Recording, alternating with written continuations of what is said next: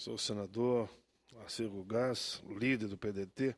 Satisfação estar na tribuna, Vossa Excelência presidindo a sessão.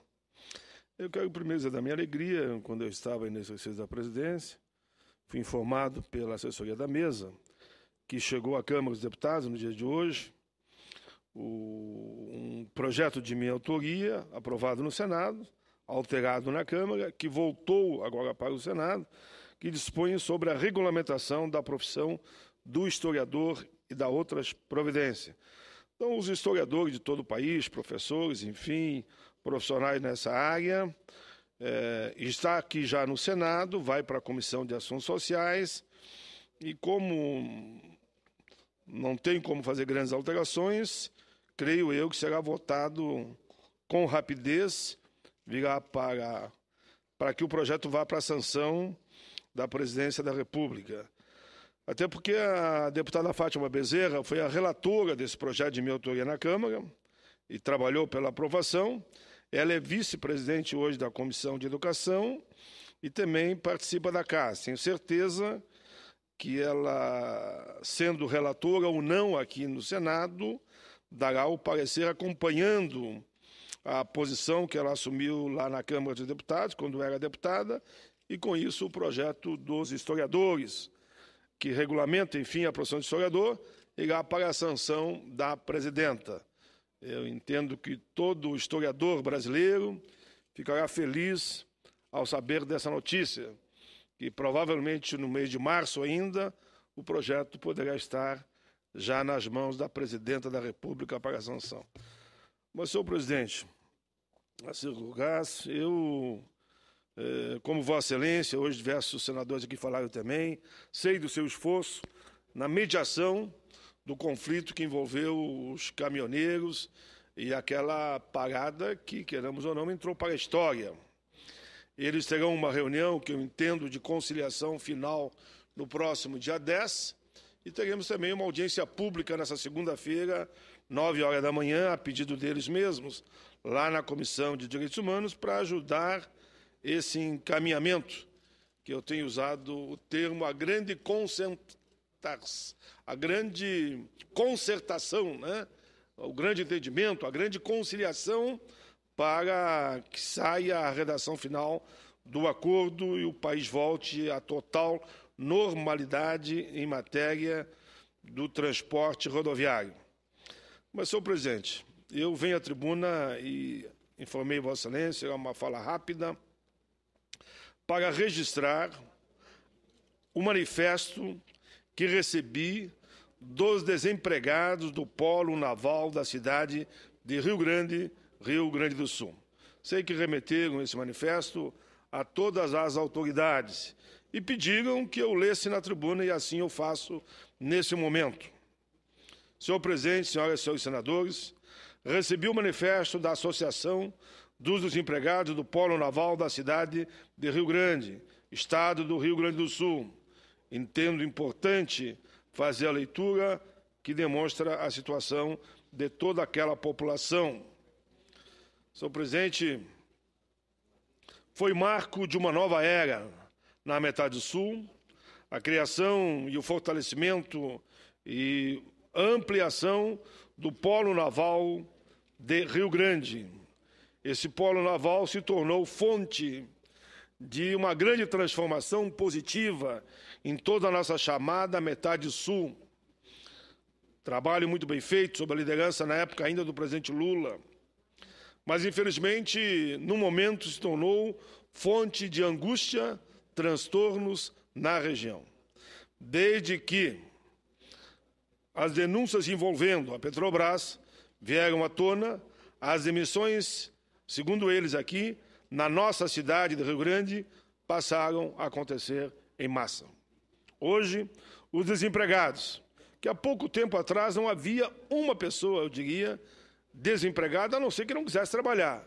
Naquela região, hoje, os desempregados somam 22 mil famílias, atingindo mais de 80 mil pessoas, direta e indiretamente.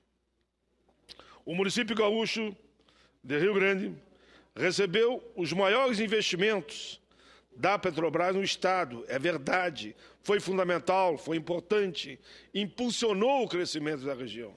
Mas, com a suspensão dos novos contratos e os escândalos da Operação Lava Jato, hoje, segundo eles, dizem aqui, nossa cidade enfrenta a pior crise econômica e social dos seus últimos 278 anos.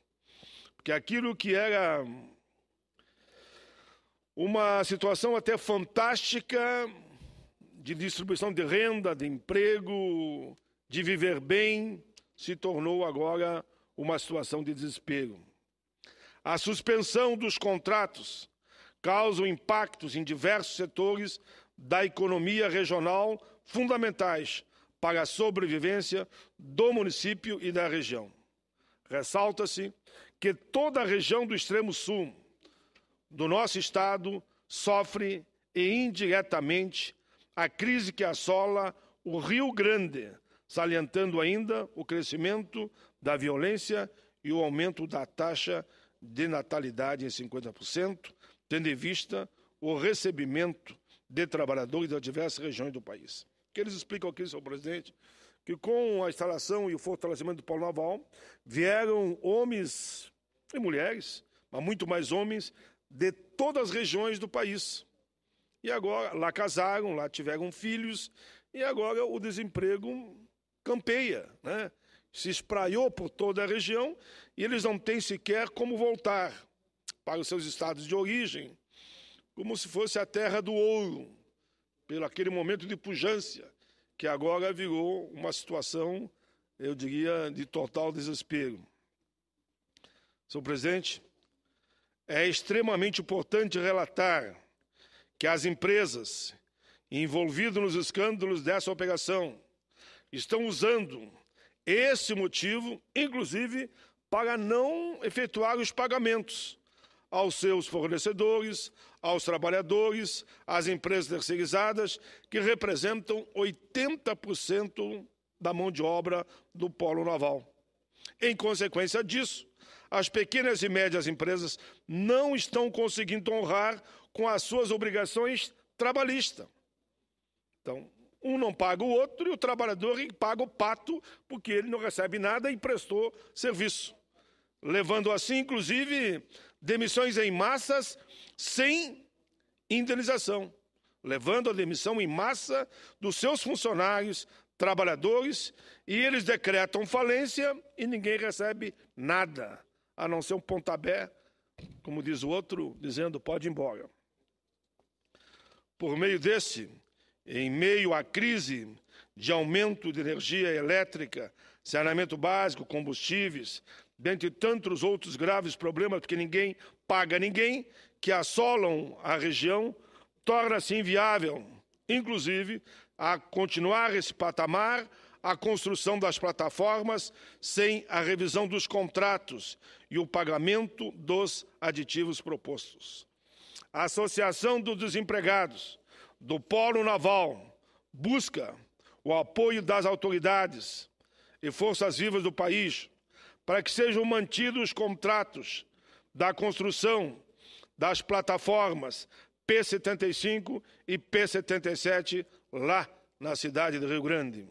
Tal pleito vem ao encontro de resgatar os milhares de empregos perdidos, a sustentação da economia, construídos com verbas públicas e o resgate da dignidade e direito de todos os cidadãos que acreditaram e investiram na sua própria qualificação profissional e investindo na região. Muitos compraram casa, perdendo a casa. Comprou o carro, perdendo o carro. Filho na escola, não tem como manter. É uma situação, de fato, presidente, muito triste. O desemprego é uma arma poderosa, infelizmente, para desconstituir, inclusive, o núcleo familiar. Porque a partir do momento que você tem casa, não tem pão, não tem leite, não tem luz no fundo do túnel, não consegue olhar o horizonte e olha para o vizinho, está na mesma situação, sai na praça, é a mesma situação, vai para os postos, os lugares que poderiam ter trabalhos. Filas e filas e filas, filas imensas. E todos dizendo, não há vaga, por favor, não insista. Por isso, uma delegação se deslocou lá da região, senhor presidente, e veio a Brasília. Teve com a bancada federal, teve com os ministros, e está pedindo mais uma audiência no sentido de que os investimentos voltem para a região e que, como aqui eu dizia antes, a gente garanta, de fato, a possibilidade da construção das plataformas P75 e P77 na cidade de Rio Grande. Termino, senhor presidente, dizendo, excelentíssima, e diz aqui o manifesto deles, excelentíssima presidenta da República, ministros, senadores, deputados, poderes judiciários e autoridades e demais forças vivas da nossa nação. A cidade de Rio Grande clama por socorro. A sociedade e os trabalhadores do Polo Naval clamam para ter o direito de viver e envelhecer com dignidade, respeito e o simples direito, à garantia do trabalho. Esse é o manifesto, senhor presidente, que vem apoiado pelos sindicatos, pela prefeitura, vem apoiado pela Câmara de Vereadores, vem apoiado por todos os empresários da região e, naturalmente, por todos os trabalhadores, empregados e desempregados, que eu faço questão que fique nos anais da casa.